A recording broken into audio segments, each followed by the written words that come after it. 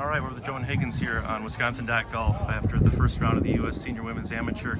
A former Badger tennis player, we wrote about it in the Sweet Spot a few weeks ago, coming back to competition for the first time in a while. What was it like out there today? I played the harder side better than I played the easy side, but it's just a lot of those touch shots are a lot harder when you haven't been in competition for a while. They're a lot easier back at your own golf course. Absolutely. What were conditions like out there? I know it got windy. It got really windy, but it wasn't too hot.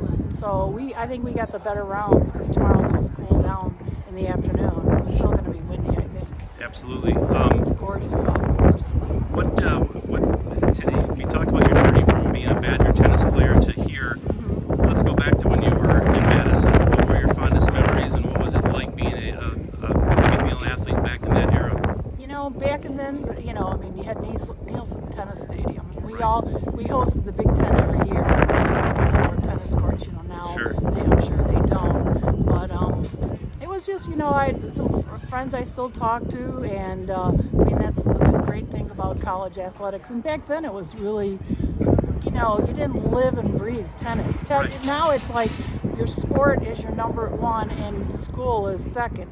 The sport was just something that you enjoyed to do while you got your degree.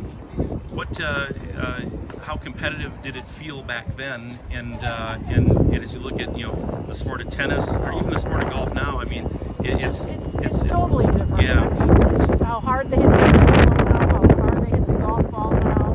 It's still the shake, get the hand grab.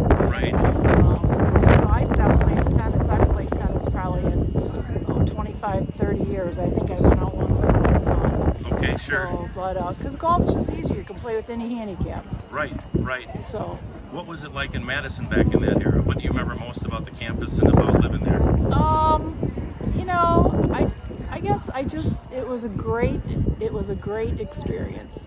I love Madison. I still love Madison. I guess that's all I can. Sure. Any familiar places that you would hang out or anything that you remember about? The Broad Stop. Yes. It's probably still there. Yep, that's right. And you'd go for ice cream, and Yep, they didn't have that.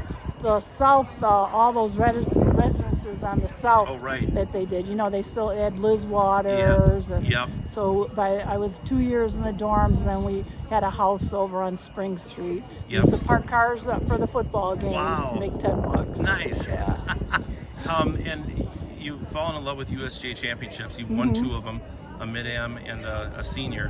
What is it like to play in a USGA championship?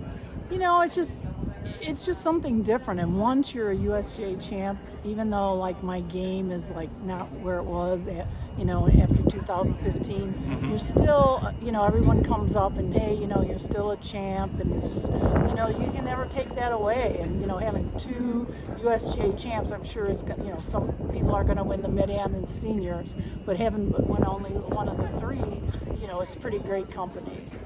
And we've got a couple. I know Nikki Stricker's out here this week. Right. I talked to Maggie Leaf already, Yep. but I haven't seen Nick yet. This Betsy wants me to say hi to her. Right. So I'm sure, I watched her tee off. You were just getting off a 17 green when she was teeing off, and I think she told the starter, I haven't done one of these in 20 years. Yeah. And it's kind of strange to get back in it after a while. I guess what do you remember most about your first, and what advice do you have to people like Nikki who might want to play a USGA championship and do it for the first time? Yeah, my first, I had no idea what I was doing. I was just, like a lot of these girls, when I was the person to beat her, I knew I'd make the cut. Back then you're just enjoying it, and you're so nervous, and you're just out there. And then you get to the point where you're going to make the cut. And then after that, it's just kind of, for me, I always felt if I won, great. If I didn't, Right. I went home. And I was lucky to win two of them. And it takes a lot of luck. The girls are getting better and better every year because now they're coming from the college programs. Right. But it seems like once you play in one of these, you make a lot of friends that last a long Oh yeah, time. especially the seniors. Sure. So the mid-am now it's becoming younger and younger. When I played it and won it, I was 52, and probably the average age was 35 to 55. Right. So now, there's probably not that many 55-year-olds in it. What was the highlight of today? Any great holes? Or I had big- a terrible shot on number was it 18 or 17. I put it in the bushes. I chipped it. I just got it to the front of the green, and then I made like a 50-foot putt for bogey. Wow. So that could have been anything. Right, Yeah. right. So Well, I was lucky. You were T50 when you went in, and I'm not sure scores are going to get much lower this afternoon. So Yeah, I'm happy that I didn't shoot myself in the foot. When my first practice round, I was like, I don't know, maybe I should just turn around and drive home because it was brutal. So but you're working the kinks out, and trying. another day tomorrow. Yes, another day tomorrow. Awesome. Well, Joan, thanks a lot for talking. Good luck Thank tomorrow. you. Thank you very much.